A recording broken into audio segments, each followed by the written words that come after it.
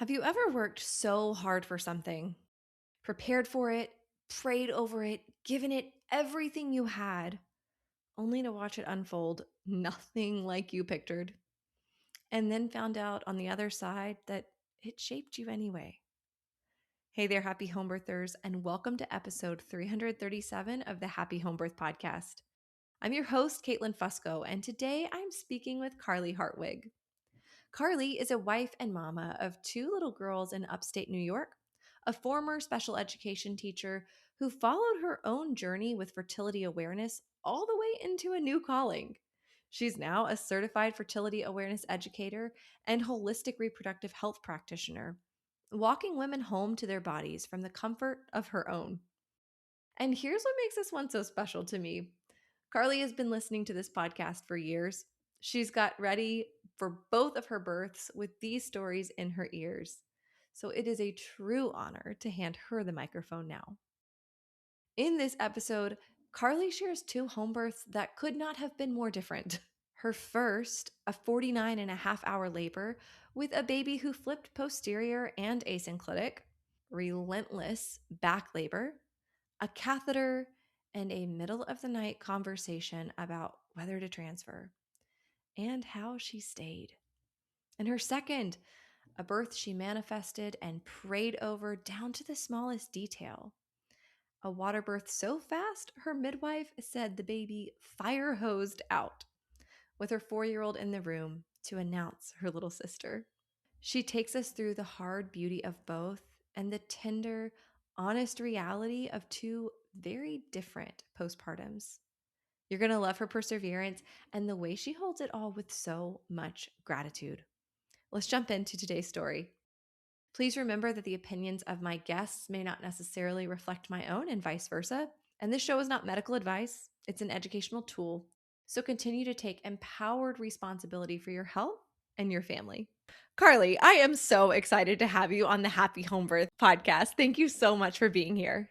Thank you for having me. This is truly a dream. I feel like I'm going to cry at some point because your podcast got me so excited for my first birth just over 4 years ago. And then I got to re-listen to all of the beautiful, empowered stories again this time around. And it got me even more excited. And I just can't believe I get to share my stories now. I'm so excited.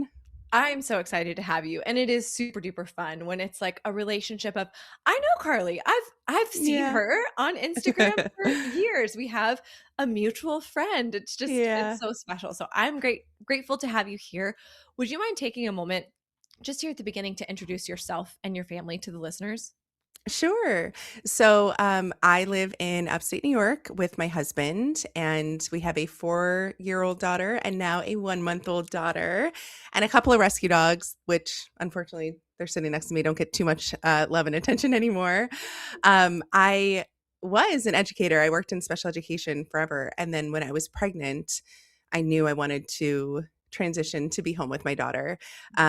So I actually went back to school and became a certified fertility awareness educator and a holistic reproductive health practitioner. So I could support women from the comfort of my home, virtually and things like that. So yeah, I've been a full-time, I guess, mom. I always struggle with stay-at-home mom. I feel like that's such a weird connotation there.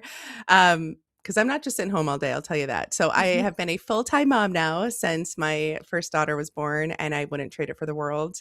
And it's the best job and the most important job I'll ever have in my life. So yeah. I love it. I'm curious, what made you get into fertility awareness? Like, was there anything behind that? Yeah, my own journey. I think that's how a lot of women kind of find, natural family planning, fertility awareness methods. I decided just before age 30 to get my IUD out that I had been on for, over a decade. No one told me what it was doing to my body, how it could be impacting my mood, my libido, my migraines, all the things. And so I decided to just get it out as an experiment. And then I was a completely different woman, like literally completely different woman, especially my mood. And so I decided that we weren't trying to get pregnant at the time. I found fertility awareness methods, funny enough, on Instagram. I found an educator, started following her, and I was like, wait, we can only get pregnant 6 days out of our cycle. And Mhm. I don't have to be worrying about avoiding pregnancy my entire cycle. Like, this is crazy. So at like about 30, I finally learned about my body. I finally learned how my cycle works, how ovulation works, when I'm fertile, and realized that, oh, I can prevent unwanted pregnancy just with my own body, which is pretty freaking cool. And then I decided I needed to be able to teach women this Mhm. gift of what I consider like body literacy. Mhm. And then the cool thing is that same method that I learned to avoid pregnancy when we weren't ready, I used to get pregnant on the first try, both times, because I knew exactly when I was fertile. I knew exactly when I was ovulating. I wasn't, tracking on some random period app or using a million ovulation strips. And it was pretty cool. So it was a very, I believe, empowering way to kind of start my pregnancy journeys. So yeah, that's what kind of pushed me to go back to school, because I couldn't stop talking to my friends about it and they all thought I was nuts. They're like, Guys, wait, I gotta tell you about cervical yeah, fluid. right? Let's talk about it. And then I started showing my like cervical mucus on Instagram and people were like, what is this? But I'm like, no, you guys, we need to talk about this. Like, can you imagine what life would have been like if we knew about this when we first went through puberty? Yes, So yeah, it absolutely. makes me even more excited to have daughters to kind of teach them this as they grow. But I went back to school and I have loved it. And it's definitely what I'm supposed to be doing with my life, Mm, is working with women on this. So yeah. amazing. That is so cool. Okay, so you became pregnant, you used your own knowledge of your body, you were Yeah. preventing, then you were able to become pregnant easily that way. Hmm. Now, I'm curious to hear what was what were you hoping for when you became pregnant? What kind of experience were you thinking, like a traditional OB route? Did you already have an inkling towards home birth? Where were you? Yeah. I have always been really into birth, like birth stories. All of my friends basically had kids before us. So I didn't have my daughter till I was almost 35. And then now I'm 38, almost 39, and had my second. So we were a little bit later, I would say, to the game. So I got to watch my friends go through it. Anytime someone wanted to tell me their birth story, I wanted to hear it. Right. And then somehow I just kind of got really into learning about birth in our country. Mhm. And what I learned was really appalling. When you start digging into our statistics and then watching some of my friends experience really significant birth trauma. And then some of them went on to have redemptive births. Others never had, another baby because of how severe the trauma was. And it was just kind of crazy. And so I think through kind of that and just, I guess, maybe random passion about birth and learning about it, I knew even before we decided to try that I wanted to have a home birth. My best friend had a really beautiful, empowering physiologic birth in a hospital. And I got to watch her go through that and how hard she had to work for that. And I was like, okay, I know I could do it, but I don't want to work so hard to have an empowered birth. I knew I wanted to go unmedicated. I knew I wanted to let my body experience pregnancy and birth the way it should and not over medicalize it, not pathologize it. And so I knew I wanted to work with a midwife. And while I understood I could have the birth that I wanted to have in a hospital, I knew it would be a lot harder. Now, unfortunately, in my area, we only have hospital or home birth midwives. There is no in between. Mhm. And we only have two home birth midwives, and they book up really fast. Yeah. And so the day I got the positive pregnancy test, I called both midwives so that I could just kind of see like who has availability.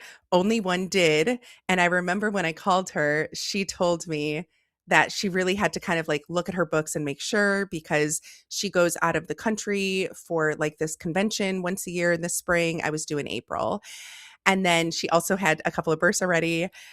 But I think in talking to her, she realized how serious I was about this, because I think for a lot of women, they don't maybe stumble upon home birth until after they've already given birth. Whereas when I called her, it was like, hey, this is my first birth, my first pregnancy. I know this is what I want. Here are the things that I've already researched. I know I'm going to see a chiropractor. I know I'm going to see a pelvic floor PT. I know how important my mind is. Like, I think she took me really seriously instead of like, oh, this first time mom like wants to give birth at home. I had done a lot of research Mhm. prior to getting pregnant, so I think that really helped. And so she called me back the next day and she was like, "I can take you on." And I was like, "Oh my gosh, this was so exciting." I remember like crying to my husband. I was so excited. And then I immediately booked a doula, and then it was, go time to experience pregnancy for the first time. So I definitely knew. I knew in my core that I wanted to give birth at home. I knew I would feel safest giving birth at home. And I knew that it would honestly be easiest for me to have an empowered birth at home. So I was very, very fortunate to book my midwife. That is amazing. And what about your husband? Was he immediately on board as well, or maybe at least by that point had how was that?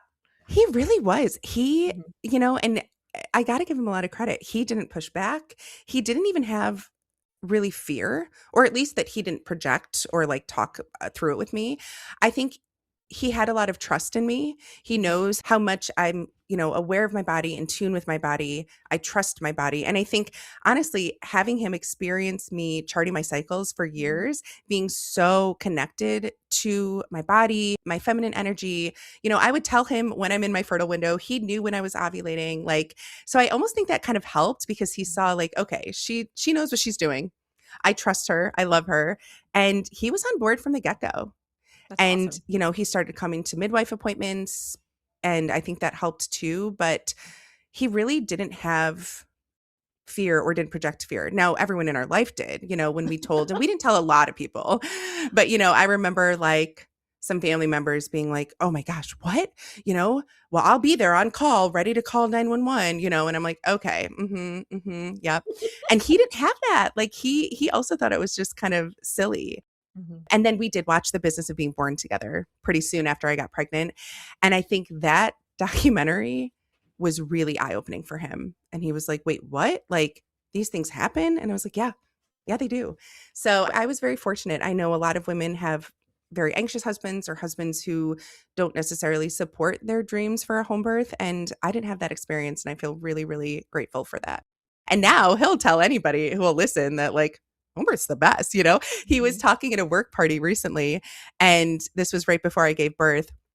And, the topic of like, where is she giving birth and what hospital? And it's weird that people ask that, but I get that a lot. And then he said, "Oh, she's giving birth at home." And everybody was like, "What?" And he said a lot of them asked him questions and he answered. And they were, a lot of the questions were like, "Well, what do you do with the mess? And Mhm. what happens with all the blood?" And he just kind of like laughed. And I was like, "Look at you, honey. You're like educating the masses." And one of his colleagues was like, "Hey, maybe I should talk to your wife," because she hasn't started a family yet. And she's like, "That sounds right up my alley?" So yeah, he's a Look big at supporter. him. Big Yeah, he's out supporter. there evangelizing for Yeah. a home birth cause. Yeah, absolutely. And I do think it helped that our mutual friend, a dear friend of ours, it's his best friend's wife, and she did have a home birth. And Mhm. so maybe that helped him a little bit to like, "Oh, yeah, I know someone who did, and it was great." And, but yeah, no Yeah. pushback at all. Mm, that's wonderful. So Yeah. you go into this pregnancy, you have secured your midwife. Hmm. Tell me, how did the pregnancy unfold? It was really smooth sailing, honestly. I could not be more grateful for both of my pregnancies, really. Mhm. I never really experienced morning sickness, which everyone told me I was having a boy. We waited to find out the gender both times, but everyone was like, "Oh, you must be having a boy," because I wasn't really sick. I got some migraines with my first and honestly with my second too, but my energy was great. I was so excited to give birth. I was so excited to start feeling baby kicks and things like that. I had an anterior placenta, so I didn't feel movement super quickly, but I was never fearful. I really wasn't. Like, I just had so much trust in my body, and I really think, as silly as it sounds, I really think my journey with fertility awareness methods was a big part of that. Like, I trusted that everything was going well. My midwife was wonderful. She was everything I want women to experience, and Mhm. we immediately formed a beautiful relationship, and I trusted her. So, we didn't do lots of ultrasounds. We did the anatomy scan. That was it. I stayed really active. I started drinking Nora tea. I really took care of my physical and kind of mental health because I knew that I would have to work hard, to help keep baby in a good position, to keep my mind right as I was preparing for a home birth. And I treated it almost like a job being pregnant. Like I didn't slack off. I took my prenatals. I ate really well. I learned so much about nutrition from Lily Nichols' book, Real Food for Mhm. Pregnancy. That completely changed my pregnancy. Like how I ate, how I approached nutrition. So, I mean, I saw my chiropractor, my Webster certified chiropractor really regularly. I went to a pelvic floor PT and I felt amazing, truly, for all 41 plus weeks. I never really had back or hip pain. I didn't have really any symptoms except, like I said, some of those migraines. I had great energy. I loved being pregnant. I did. I loved it. I Wow. really did. I So, I love hearing that because I love pregnancy so much. yeah. I do have morning sickness with Oh, it's hard. half with half Yeah. of mine now. Like I've had morning Yeah. sickness, but oh my goodness, once I get over that, the 14 weeks, it's like, oh, this is the best thing in the world. Like The I just love this best. so much. I just love feeling some other being Yeah. moving around I inside of me. know. Like how I know. crazy and how cool. What a beautiful Oh, experience. So it's it so was fun. incredible. Yeah, Yeah, I incredible. know. I loved it so much. I felt strong. I felt beautiful. I felt excited. And truly, like listening to your podcast helped my mental health so much because, there's a lot of fear in our society and there's a lot of fear from a lot of my friends. And I was able to just tune it out. And basically every day I would listen to a birth story and just feel so excited Mhm. as I was getting closer and closer. And yeah, it was a wonderful pregnancy. It really was. That's beautiful. Well, let's hear about that closer and closer. How was it kind of, entering into early labor or your laboring experience with your Yeah. first daughter? Well, I had no early signs, I'll tell you that. So, in my head, and I knew that my due date was accurate because I was tracking my cycle, but I also knew that as a first time mom, I was likely to go past my due date. So, in my head, the whole pregnancy, I had 42 weeks as my due date. I Mhm. told almost no one in my life. My husband knew, I think my best friend knew, and not many other people. I would just tell them spring or April or whatever it was. And people got really annoyed by that, which was so weird. Like people would ask me when I was due and I wouldn't give them an actual date. And I'm like, why do you care? People are Mhm. so weird about due dates. So my due date came and went. I ended up just starting my like unpaid maternity leave early because I just didn't really feel like going to work every day, rushing out the door. I didn't want that energy and that stress in my life. So my midwife wrote me out. And Mhm. so I started my leave, I think at like 38 and a half weeks. Um, and then it was kind of blissful. I think a lot of women are afraid to start too early and then have time at home, but it was wonderful. I was able to nest. I relaxed. I went for long walks every day listening to your podcast. I meditated. I just got really excited. And my husband and I spent a lot of time together, which was lovely. But I had no signs whatsoever until my first contraction. So 40 weeks passed. My midwife wasn't nervous. I wasn't nervous. My husband wasn't nervous. And we just kept living our life. And then at 41 plus one, I woke up at 3:30 in the morning with my first contraction. Okay. And I didn't know if it was a contraction. And I quickly Googled, what does this feel like? Because everyone says it feels like a menstrual cramp. And I don't want your listeners to hate me, but I haven't really experienced menstrual cramps in my life, which I'm very fortunate for. And so I didn't really know for sure. So I quickly Googled, like, what does a contraction feel like? And sure enough, that was it. So that was 41 plus one. I woke up at 3:30. I didn't even wake up my husband because I was like, I knew. I knew that it was likely going to be a longer labor. I knew that early labor could last. And I knew that baby would come when they were ready. So Mhm. yeah, I just went back to sleep. Wow. And were you able to sleep through the rest of the night? I was, yep. And then I woke up that morning. I said to my husband, I had a contraction in the night, and it was just that one. And I might have had more while I slept, but I did sleep. And so we didn't tell anyone. We decided, let's just live our lives. He decided to work from home. And I had great energy. I felt good. So I made some bone broth. I made some energy balls. I made the lemon ginger switchel from the first 40 days as like a little energy drink. And then I went to my chiropractor because we had an appointment already. So I was like, oh, that'll probably feel good to get an Mhm. adjustment in early labor. And it did. So she was actually one of the first ones to know that I was in early labor. And then we had our 41-week appointment conveniently enough at 11:30 that day. And so we saw our midwife and she checked baby's, heart rate and my blood pressure and sent us on our way because we knew that early labor could take a while. And so she talked us through, when to call her, when to text her, when to call the labor line. We just tried not to get too excited and too in our heads. Like, Mhm. because again, I knew it could be a while. And sure enough, that whole day, it was a Monday. The contractions came, they were very sporadic. It was nothing that I even had to like focus through or breathe through until early that night, early Monday evening. They started to get a little more intense. I remember my dad came to pick up our two dogs because we decided we didn't want them here. They're big dogs, they're a lot. And so I didn't want like their energy if they freak out while I'm like making a lot of noises. So I remember my dad came, he got the dogs. He told me his prediction for the baby was, I think, some 8 pounds something and a boy. And then I came back inside, and after he left, I had a really intense contraction. I remember going on hands and knees on my couch and being like, oh, I had to breathe through it. And luckily, I had done a lot of breath work throughout my pregnancy. We took a wonderful 10-week comprehensive childbirth class, and the educator actually happened to be our midwife's assistant, which was lovely. So we got to know her in the class, and then she was here for the birth. And I remember at the end of every class, we would do some breath work exercises. And then every night before bed, I would meditate and do some really deep, controlled breathing. And I practiced horse lips breathing. And I did a lot of practice so that in that moment, when I felt that contraction, instead of freaking out, I just was able to breathe through it. But I did start to get excited at that point. I was like, okay, things are happening. So I kept having some like more intense contractions, and we tried to go to sleep because I was like, well, I know this could be a while. I'm going to try to sleep. But as soon as I laid down, unsurprisingly, things got really intense. And I was like, okay, yeah, definitely not going to be able to lay down here. So Monday night, we texted our doulas. We had two doulas that would kind of trade off every 12 hours. It's kind of a genius model, really. So we started texting them and just let them know things were kind of starting to happen.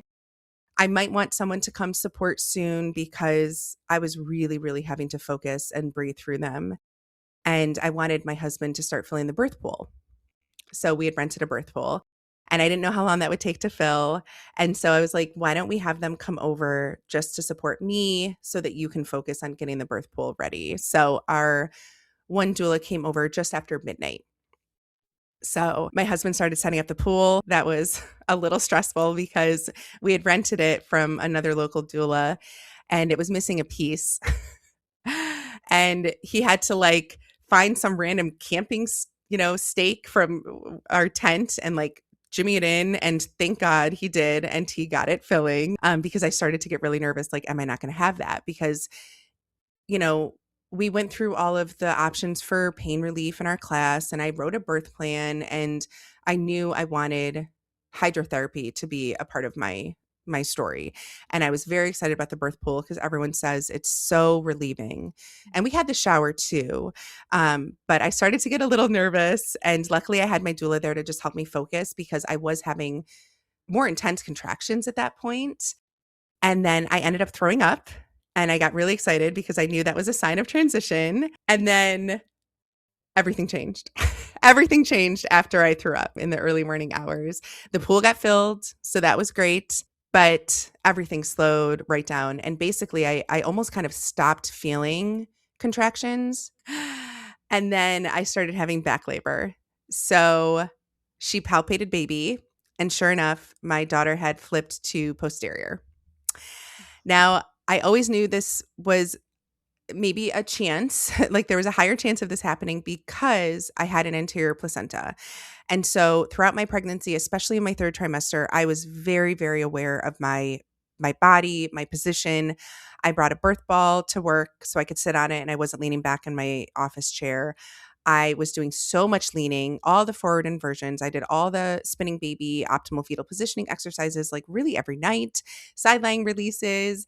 I would sit on the floor, crisscross applesauce. Like I was so acutely aware because I knew that if it was a posterior delivery, it would be harder and slower. And that is not what I wanted as a first time mom who was planning a home birth.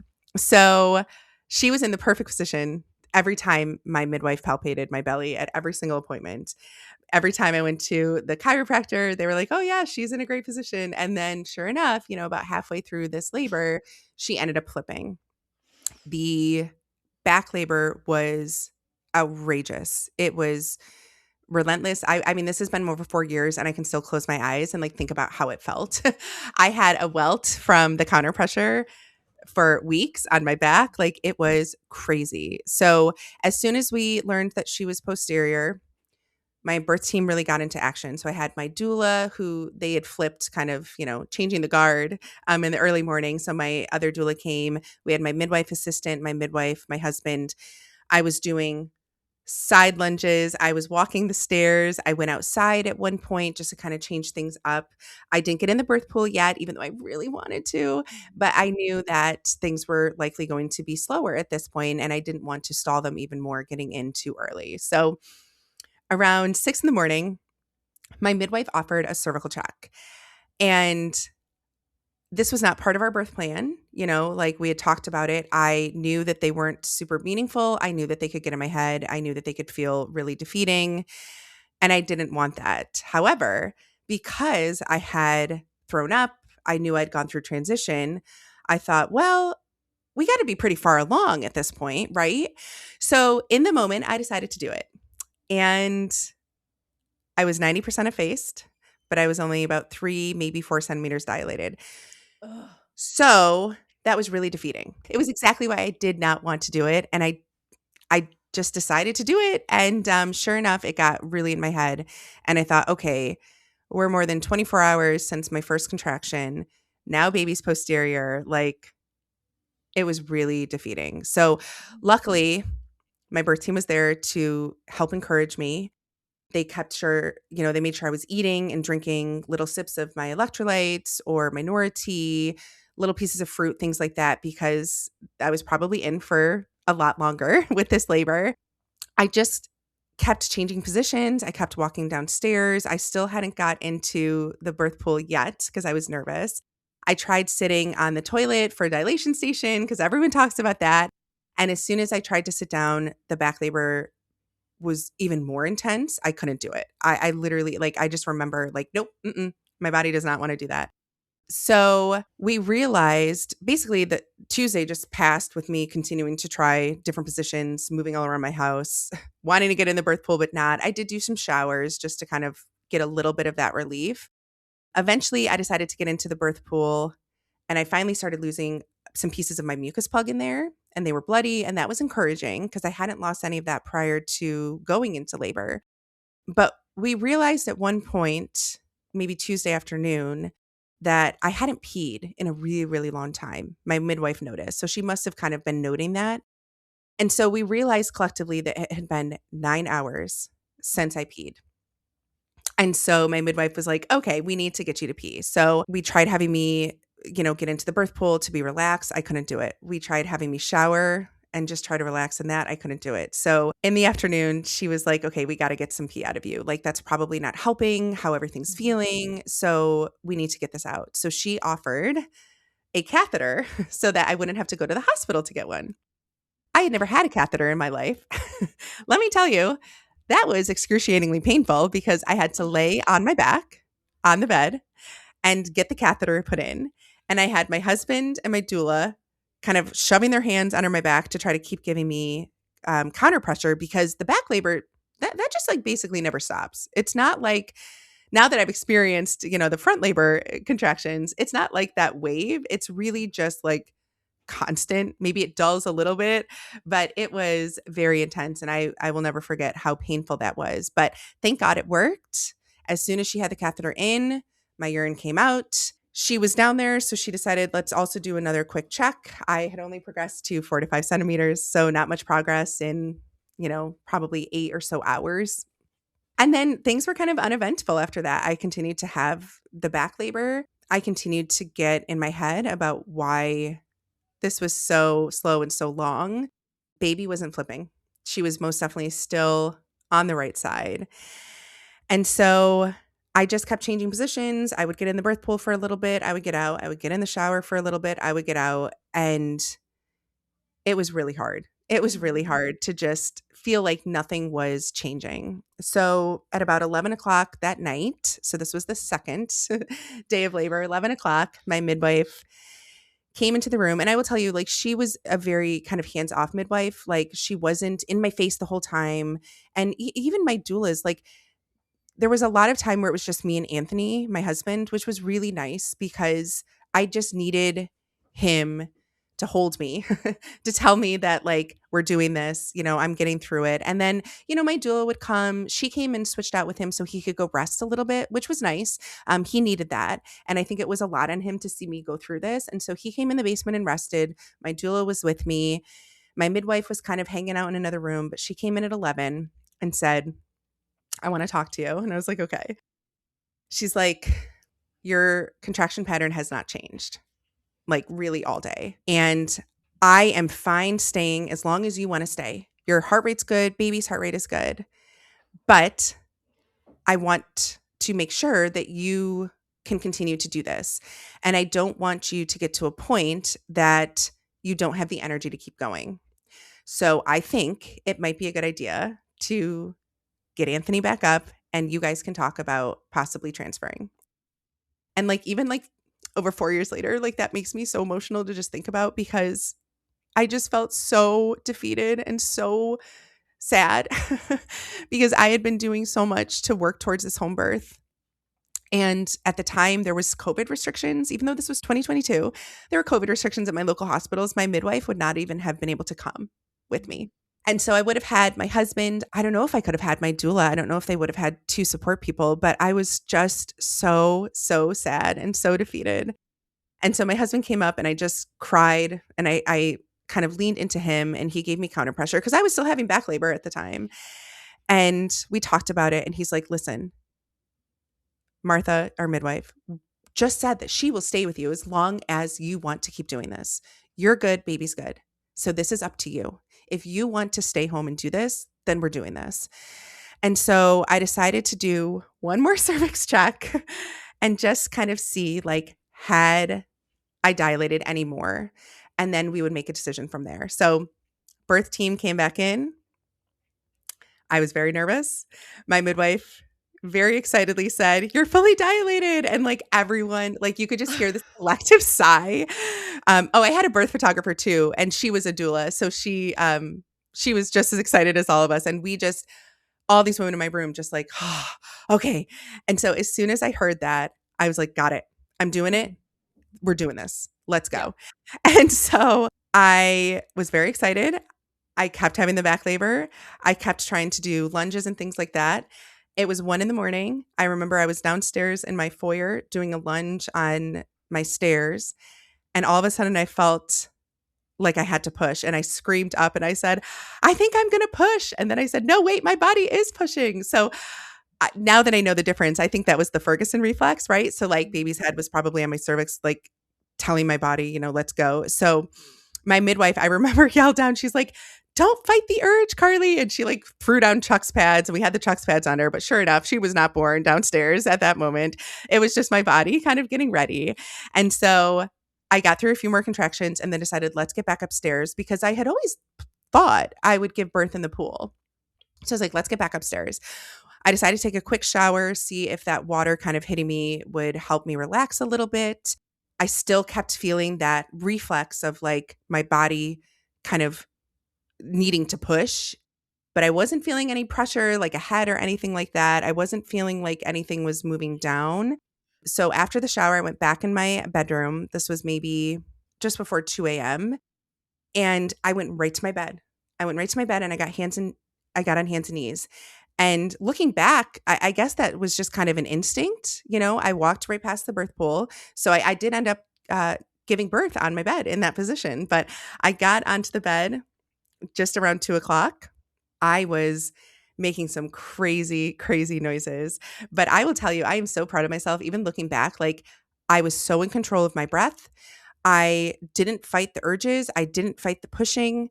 Everyone was quietly, like, cheering me on. I will never forget that. Like, it was just this beautiful, quiet, powerful energy in the bedroom with all of these amazing women around me. But the sounds I made were just so primal. My voice was gone for days because that it was 2 hours that I pushed on hands and knees, just roaring this baby out. I kept talking about my rectal pressure because it was so insane and I felt like I needed to take this massive poop. I did poop a little bit, but it was small and that was just one time, but it was like insane rectal pressure, which makes sense because she was posterior. So, I didn't feel anything changing with my pushing and like the way I was moaning, the way I was roaring. And then all of a sudden, my doula was like, Carly, you're about to meet your baby. And I was like, what? And so my midwife was like, Anthony, do you want to see? Like, you can see the head. And so he had never wanted to, like, he didn't plan on catching the baby. He didn't plan on looking back there, but he did. He went back and he looked and he was like, oh my God, like, I can see hair. And this was so shocking to me because, like I said, I never felt any difference in the pushing. I never felt any different feeling in even like my birth canal. But clearly she was like slowly starting to get out. So I remember all of a sudden I felt this like ring of fire, you know, which I will say was not as intense as everyone made it out to be, at least not for me. It was not as intense as the back labor. I would take the ring of fire over the back labor anytime. But I felt that ring of fire and all of a sudden her head came out and then my water broke. So my water hadn't even broken at that point. Water broke. I will never forget that gush of sound of just hitting the floor. And then it felt like someone twisted her out, but she must have just corkscrewed out. And then she was here. And then my midwife said, you can reach down and get your baby. And I brought her up to my chest. She had the most insane cone head, you know, because she was stuck posterior and she was asynclitic. Poor little thing broke her clavicle coming out. Like Oh, she wow. was in that birth canal and she was tight, tight, tight. But she had the biggest cone head and a lot of bruising on her skull. But it went down so fast. And I had her on my chest and it was just the best moment of my life. And I was so overwhelmed with emotions and happy tears. And I just could not believe that I did it and she was here. So, yeah, that was a 49.5 hour labor start to finish. Just wild. Just, Yeah. oh man. And the frustration of thinking that must have been transition, Hmm. only to find out it's like, Hmm. that must have been my baby Oh, yeah. shifting to Oh, posterior. yeah. Like, Yep, she sure what? did. And it turns out because it was helpful when my midwife and I kind of talked about this when she came back the next day for our visit. My daughter had her cord wrapped around her almost in like a backpack position where it was like coming from both sides and around her chest. And so Oof. that's why she couldn't flip back. Mhm. I could do spinning babies all day, but she never flipped. And that's why she couldn't. And this is how she needed to be born. She was screaming from the get go. She was Mhm. exuding her power when she came out. And then we had the most beautiful, skin to skin golden hour. I got her latched. My birth team cleaned up the room and fed us, and we got to snuggle in bed. And it was absolutely blissful. Blissful. Wow. Yeah. Wow. But you said that she did break her clavicle on the way out? She did. Yeah, poor honey. So Wow. we had a tough start to our breastfeeding journey with a really painful latch, but thank goodness we had, my chiropractors, we had our craniosacral therapist. I had an amazing IBCLC. It got better really, Mhm. really quickly. And then we went on to nurse for over 3 years and it was wonderful. But yeah, she was really just tight and tense all Mhm. over. So we had her latched. I don't remember feeling the afterbirth pains like I did this time. I definitely did Mhm. this time. Those contractions were crazy. But we had her latched and I was on the bed and my placenta detached really quickly. And we always plan on doing delayed cord clamping. So we didn't, do the cord yet. And my midwife was like, okay, you can, push your placenta out. And I couldn't do it. I remember physically like not being able to push when I was on my back.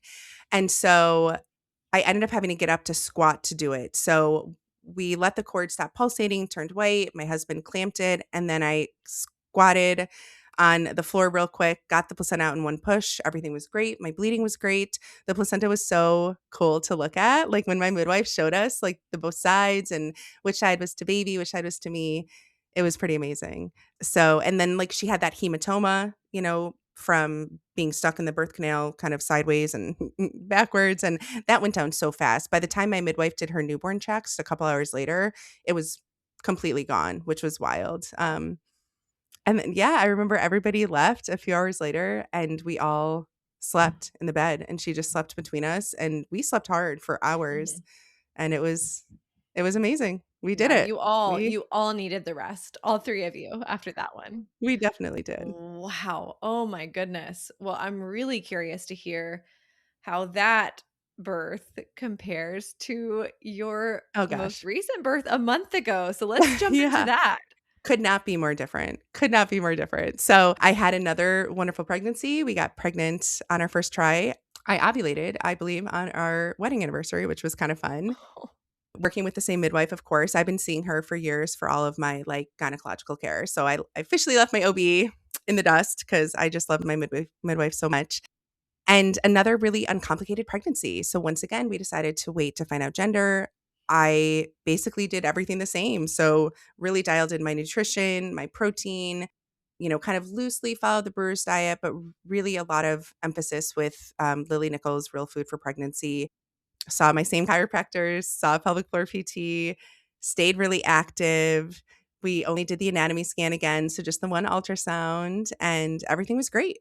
So it was another really smooth, uncomplicated pregnancy, even at 38. My midwife doesn't prescribe to the whole advanced maternal age. There was nothing additional we had to do. There was no fear mongering. It was wonderful. Mm. And being pregnant with another child was definitely different. So I remember being really tired in the first trimester, but definitely grateful I wasn't, sick again. And I had some migraines, not as many as I did with my first. But yeah, everything was really smooth sailing. And we got towards like the end, I think the last few weeks where I was doing like weekly appointments with my midwife, everything was great. Mm. And it was so hard because everyone kept telling me like, "Oh, it's your second, it's going to be faster." And I was like, "Okay, but I had a 49 and a half hour labor. Like, will it really be faster?" And so due date came and went. Again, in my head, my due date was 42 weeks. Again, I told no one. I said she's doing the spring, baby's doing the spring. And so I did a lot of like manifesting with this birth of like everything I wanted. I prayed on it. I spoke it into the world. I wrote it down and I was really inspired to do that. I can't remember which episode it was, Caitlin, but one of your episodes that I listened to somewhat recently, I remember hearing a woman talk about that, how she prayed and she wrote down everything she was hoping for with this birth. And I found that really inspiring. And so I decided to do that as well. So I meditated nightly on the things I wanted to happen, who I wanted to be here, how I wanted to give birth in the pool this time, because I really wanted to experience a water birth. And I knew this was very likely our last baby. And so I didn't want to feel like I had missed out on that. I wanted my daughter here. So my daughter is 4 and I wanted her to be part of the birth. I wanted her to tell us if it was a boy or a girl, right? So I was doing this like every single day, just kind of speaking it out into the world, praying on it, writing it down, and just getting really, really excited. And so due date came and went. And I wasn't nervous again because, again, in my head, due date was 42 weeks because who knew? And I remember talking to my best friend about it and being like, it's so weird to think that this could be such a different experience than my daughter's. And sure enough, it was. So I woke up the morning of 40 plus 3, so a whole week earlier than my daughter, with bloody show. So I had no signs, no symptoms. I didn't feel Braxton Hicks. I don't think I mentioned that. I didn't feel that in either pregnancy. I never felt them. And so I had no signs. And then I woke up. It was a Saturday morning, and I had bloody show. And I was so excited because I was like, wait, I didn't have this with my first. Like, does this mean things are coming? So I knew it could be a while. We decided to live our life that day. And we ended up going to my hometown carnival for like 4 hours. So I was outside and we were walking around. And when we got to the carnival, it was noon. I had my first contraction. And this time I knew it was a contraction. Mhm. And so we didn't tell anyone. So it was just me and my husband that knew. We came home and the contraction started to pick up a little bit later in the afternoon. Not bad. I had a nice high protein dinner. I went for a walk. I listened to part of a birth story that I was finishing from your podcast. And then I put on just some like kind of pregnancy frequency meditation music and just walked. And I did some curb walking and I had some contractions and I got really excited. Like, oh my gosh, like I think this is this is going to happen soon. So we did bedtime with my daughter, tucked her in. It was our last time to tuck her in as just a family of four. Well, five with our dogs. And, I went downstairs, we watched some TV, I did my pelvic floor PT exercises, I did my forward inversions, and the contractions definitely started to pick up. So, at about 10 o'clock, I was like, "Let's try to go to bed. I know I'm gonna need some rest." And once again, as soon as I laid down in my bed, the contractions picked up so much, and they were all in the front, and they felt so different than the back labor, but they were still very, very intense. So, my husband definitely started to get anxious. I knew that things were sporadic. You know, I gave my doula a heads up. I gave our midwife and our photographer a heads up, but I knew that things were still early labor. They were sporadic. They were lasting different lengths. They were coming at different frequencies. But my husband definitely started to get a little anxious. So he's like, let me start timing them. And then we noticed at about like 12:31, they started to come a little more regularly, like 5 to 8 minutes apart. They were lasting a minute.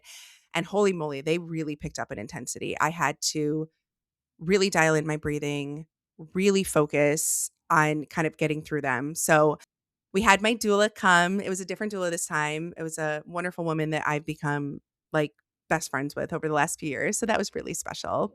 So she came. She was the first to come at about 1:30, and she supported me through lots of different contractions and doing them in different positions while my husband got the birth pool filled up. I was doing lunges, I was sitting on the ball, I was standing and swaying. And I would say at this point, like they were probably like a 5, maybe 6 out of 10. Like I really had to focus, but they were manageable. And then at about 3 o'clock, the rest of the birth team arrived, including my midwife. She checked me and baby. Everybody was great, which was really nice. I decided to try my TENS unit, which I used a TENS unit with my first labor, and that was very helpful because I was able to put the electrodes right on my low back where I was having the back labor. And then I would crank it up to like its max, intensity. And that would really, really helped both, I think, with some pain relief and with some distraction. So this time around, I decided to try it again. I will say it was a little bit distracting. It was not as pain relieving because the contractions were all in the front. And those contractions were really different than back labor. I could feel the wave that everybody talks about where it's like you feel it building and then it peaks and it's so intense and then it comes down. And so I kept doing a lot of like self-talk, like they only are going to last a minute. I can get through these, but it was really intense. I also had a birth comb this time around, which I was inspired to use just from listening to different stories and women talking about it. And maybe it was like a little bit distracting. I don't think it did too much, but one thing that was really different is the hip squeezes. The hip squeezes were lovely this time around. Whereas with the back labor, they didn't really do much. So I just kept getting through the contractions. My husband and my doula were wonderful, kind of helping me get through them. I did my horse lips, I did my low moaning. And then I decided to get in the birth pool at 4 a.m. My daughter, thank goodness, slept through everything because her bedroom was right next to mine. I don't know how she slept through my moaning because it was very, very, very loud. So I got in the birth pool at 4. I did some contractions on hands and knees. I did some sideline contractions. They were getting really, really intense. So now I would say we're up to like maybe a 9 out of 10. And I started to get that self doubt that you normally get during transition. I got the chills a couple of times. So again, I knew I was probably going through transition. And I really, really had to focus. Like they were coming in clusters. I wasn't even getting like a minute in between. But then it was 5 a.m. and I thought, okay, this has been an hour. I know I feel very confident I went through transition. Like, where is this baby? And so I got in my head a little bit and I thought, okay, is the birth pool slowing things down? I asked my midwife, do you think this was about 5 a.m.? I said, do you think that I should get out of the pool? And she was like, Carly, your contractions are progressing beautifully. Like, this is not slowing things down. If you want to get out, you can, but you definitely don't have to. I do not think this is slowing anything down. So I decided to get out and I was like, maybe I'll just walk the stairs. Maybe. I get out into my hallway and I was like, nope, there's no way I'm making it down the stairs. I was like, I'm getting back in that birth pool. And so I ended up walking back in the room. I got through a couple of more contractions. I was laying on the peanut ball on the bed. And then I was like, no, I need to get back in the pool. So it was right before 5:30. I was feeling so much pressure, so much pressure. I felt like I really, really had to poop, which I did actually. I was weirdly constipated the whole day I was in early labor, which is not like me, like not even in pregnancy. So that was bizarre. So I did have a lot of poop that I needed to get out, but I was roaring and doing the horse lips and trying so hard to just let my body relax. Like I literally kept telling myself, like, stop fighting it, relax, because I could feel my body tensing up because I knew another contraction was coming any second, you know? And so I could tell that based on my vocalizations, things were shifting. Mhm. At 5:31, I announced to the birth team that I felt a gush, and I said, "I don't think I peed. I think it came out of my vagina." And so my midwife came behind me and looked in the pool, and I don't know if what she saw was blurry or whatever she saw. She said, "No, I think your water just broke." So that was 5:31. And then the contractions were even more intense. So I think it was a blessing that my water didn't break until my daughter's head was out in my first Mhm. labor, because I think they would have been even more intense. This was wild. My water broke, which was really exciting. And then at 5:36, so 5 minutes later, my body just started pushing. So I believe this was the fetal ejection reflex and not the Ferguson reflex, because my body was just pushing her out. And I had to do a lot of self-talk to get through it. And all of a sudden, I felt her head, which I hadn't felt before. I was like, there is definitely a head up there. And I tried to reach up to feel and I couldn't. So she must have still been pretty high up. And then at 5:41, she came shooting out of me. So it was 5 minutes from the time my water broke to the time that she was out. My midwife said she fire hosed out because that is how freaking fast it was. It was absolutely insane. And then I like looked at the pool because I was like, wait, what? Like, what just happened? Like, was she born? Like, it was so wild. So I had planned on picking her up and bringing her to my chest, but I was on hands and knees leaning against the birth pool. And so she went behind me. And when I tried to pick her up, her cord ended up being wrapped around my leg. So there was like a frantic minute where like my midwife had her and then my doula helped lift the leg and we got her up to my chest. And she was just like a little tiny bit blue. She didn't cry as quickly as my daughter. And so I like looked at my midwife and I was like, is she okay? And she was like, everything's good. Her APGAR score was 9. So it was Mhm. only the color. She took 1 point off. You know, I just kept rubbing her back and I said, "We did it. We did it." That was so intense. Like, because it was just so crazy. Like, oh my gosh, I cannot believe how fast that was. And so I had her on my chest and then she started crying and I was just sobbing the happiest tears. My daughter was there. So my husband had the wherewithal smartly to go get her right after I said my water broke. And I think he could again hear it in the vocalizations. Like, things happened, like things shifted. And so she was in the room when her Oh. baby sister was born. And then I had a couple of minutes after she was just on my chest and I was just crying the happiest tears. I had her come to the birth pool and I held her little legs up and spread them. And I will never forget her saying that it was a vulva. And so we had the girl that we all wanted. All of us wanted a girl. That was something else I kind of was manifesting, even though I knew it was already decided, but we all wanted another baby girl. And so when she said that, I just started sobbing. And I have it on video because that was one thing I wish I had from my first birth, was having it on video too, even though we had a photographer. And I just was sitting there crying saying, I got everything I wanted. And I did. Mm. Literally, Caitlin, every single thing I had manifested, I had prayed on, I had spoken into the universe came true.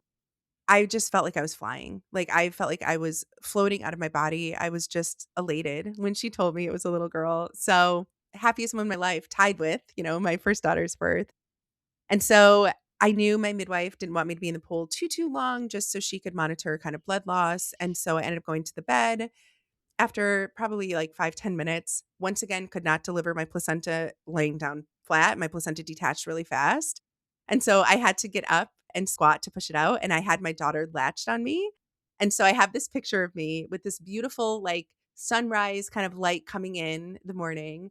And I'm standing next to my bed with my daughter nursing, birthing my placenta. And it's like one of the coolest pictures I think that I have. And so placenta came out, everything was great. Once again, we just did skin to skin, you know, and she nursed. And then I gave her to my husband to do skin to skin. My daughter did a little skin to skin. It was so sweet.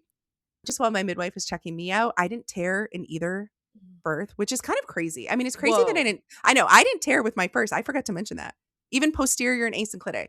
Yeah, that's and with cords all wrapped around in such Right. a wild like, Isn't that that's crazy? amazing, that's beautiful. And this time around, we actually think my daughter had a nuchal hand. Oh my goodness. And I once again didn't tear. So that was Mhm. wonderful to see. My midwife showed us the placenta. She showed us the cord, which my daughter had a false knot and a clot, a blood clot, which, yeah, I know. I Googled it and then I quickly closed the browser. I was like, nope, nope, nope, Nope, nope, nope, nope. nope. She's here. She's healthy. Yep. She's perfect. She was 8 pounds, 1 ounce. So my first Aw. daughter was 7'4". So she's a little bit bigger. And then she was 19 and a half inches. So a little bit shorter than my first daughter, who was 20 and a half. And my birth team once again stayed and cleaned up and fed us. My mom was there too this time. So I wanted Mhm. my mom there to support. She was actually there for the first birth too, but I wanted her there specifically to support my daughter just in case she woke up in the night and was scared, because I did prepare my daughter a lot. We watched videos, we read books, and when we watched a video of my dear friend who fortunately sent us her birth video because I could not find any videos on Instagram with the roaring. I wanted Mhm. her to be prepared for the sounds. And Instagram, it's like the curated beautiful videos with the Mhm. background, beautiful music. And so I wanted my daughter to hear it. And when we watched the video and heard the sound, she did get a little bit like, what if it's too loud? What if it scares me? Mhm. So my mom was there too, which was really special. And again, my daughter stayed asleep, which was lovely. But my mom cooked a big feast, which she did the first time around too. So both of my births, Mm. she cooked for the birth team and everyone came and fed us. And we were just lying in bed. And once again, it was just blissful. Like that's all I can describe it. There's nothing like being in your own bed after giving birth, snuggling with your family. Mhm. There's nothing like it. Mm. So yeah, she was here and postpartum, I will say so I've been saying it was my dream birth, and it was. And, Mhm. I'm grateful for my first daughter's birth too. Like, I've never felt stronger in my life, and I really feel like I was so confident this time around because I got through that. And I Yep. knew, like, listen, if I can deliver a posterior and asynclitic baby, I can take whatever this baby throws at me. Sure enough, it was very straightforward. It was like a textbook birth. I never had back labor. I didn't have to get a catheter, like it was crazy. But unfortunately, our breastfeeding journey has not been a dream. She has had a really hard time transferring from me. So, Mhm. postpartum has been a little bit different because I've had to triple feed and do a lot of pumping, which is not my thing. I barely pumped with my first daughter. I hate it so much. And it definitely like affected my mood a little bit once I started, but we're a few weeks in now and I feel a lot better. I feel more at peace with it. I'm grateful that we have these tools to help. My daughter is still only getting my milk and we're hoping to be able to wean off soon, but it's definitely been a different postpartum. So I'm glad I have that dream birth to think about and reflect on and yeah.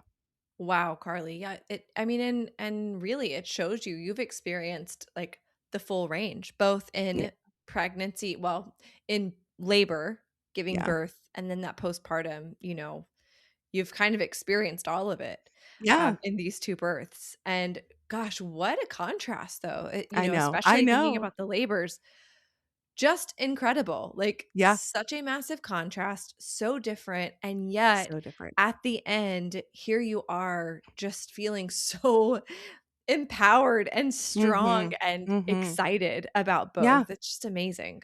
I feel like my friends keep asking me like, "Well, was it easier, without the back labor?" And I'm like, "It's hard to say. I don't think so. It was really Mhm. hard. Yeah. Those front contractions were really intense. And honestly, almost having it go so fast. I mean, so really I wasn't in active labor until, 1:30 is when my pattern really went to active. So that was 4 hours really start to finish. 5 minutes of pushing if that. And that was really my body just pushing her out. It was almost more intense in some ways, Mhm. but I will say not having the back labor was lovely, but you can't compare them because Right. ultimately, like, they were both hard, they were both beautiful, and they were both empowered, Yeah. and I can't ask for anything more, and I will just reflect on these births with so much joy and gratitude for the rest of my life, really. I mean, they were everything I could have wanted, and yeah, I'm so, so grateful, like, even, like, a month later, like, talking through the birth just makes me so freaking happy. Oh man. Well, it makes me so happy that you were able to come on and share it and Yeah. just give us all the details and just the depth of experience that you've been through. It truly is. Ooh, it's inspiring. You've been Thank you you. have experienced some things, both that Yeah. long, intense back labor Whew. and then yeah, the intensity of a Mhm. short labor. Mhm.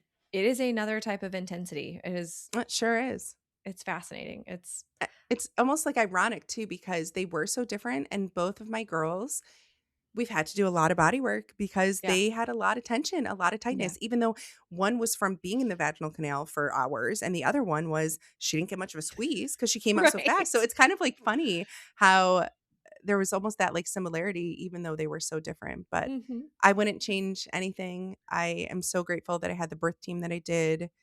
And yeah, best days of Oh, my life. Really. I don't know wow. how I'll ever top them. So, and it was Oh, so, wow. so cool that I got to come on and share after this podcast did so much for me during both of my pregnancies to get me ready.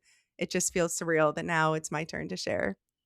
Well, it So, means the world to me, and truly, Carly, it has been such an honor. Thank you so much for coming on the Happy Home Birth podcast. thank you so much for having me. What a gift, Carly. Thank you. Before we go, let's head into this week's episode roundup with a few things from Carly's story that I don't want you to miss. The first is the contrast itself: two births, same woman, same home, same midwife, and worlds apart. One asked her to endure 49 and a half hours, a posterior baby, back labor that left a welt on her back for weeks. The other asked her to surrender, a water birth so fast her baby fire hosed right out. It would be so easy to rank them, the hard one and the easy one. But Carly won't let us, and she's right. Neither was a reward for good behavior, neither was luck. Both were the fruit of a woman who prepared the whole of herself and then met her birth as it actually came. Next, let's talk about where her confidence came from. When Carly walked into her second birth so grounded, so sure, that steadiness wasn't handed to her by the manifesting, as beautiful as that practice was. It was forged in her first birth. If I can deliver a posterior and asynclitic baby, she told us, I can take whatever this baby throws at me. That hard birth is what made her sure. That is redemption at work. It doesn't erase the difficult story, but it transforms what it means. And third, I deeply appreciate Carly's honesty about after. Her dream birth was followed by her harder postpartum, a feeding journey she did not expect. Carly doesn't smooth that over, and I love her for it because a beautiful birth was never a promise that everything after would be easy. It was, however, preparation and encouragement that this woman can carry it and move through it. So, wherever you are in your own preparing, whether you're doing all of the forward leaning inversions and the daily birth stories, or you're lying awake wondering whether your body will know what to do, keep this in mind. You don't have to earn your birth, you get to meet it. You cannot script the length of your labor or which way your baby will face or how postpartum will unfold. But you can become the woman who meets any of it grounded, supported, and trusting. As Carly said it best, both hard, both beautiful, both empowered. And that woman, the one who's prepared in mind, body, heart, home, and marriage, is exactly who I get to walk with inside of Whole Mother Home Birth. It's not about scripting the perfect birth, it's about becoming a prepared woman, the way Carly was for both of hers. If your heart tugged a little listening today, that is worth paying attention to. You can find everything in the show notes whenever you're ready. And if today's conversation stirred something in you, would you share it with a friend who's preparing too? And come find me on Instagram. I would love to hear what part stayed with you. Okay, my friends, that's all I've got for you for today. I'll see you back here next week.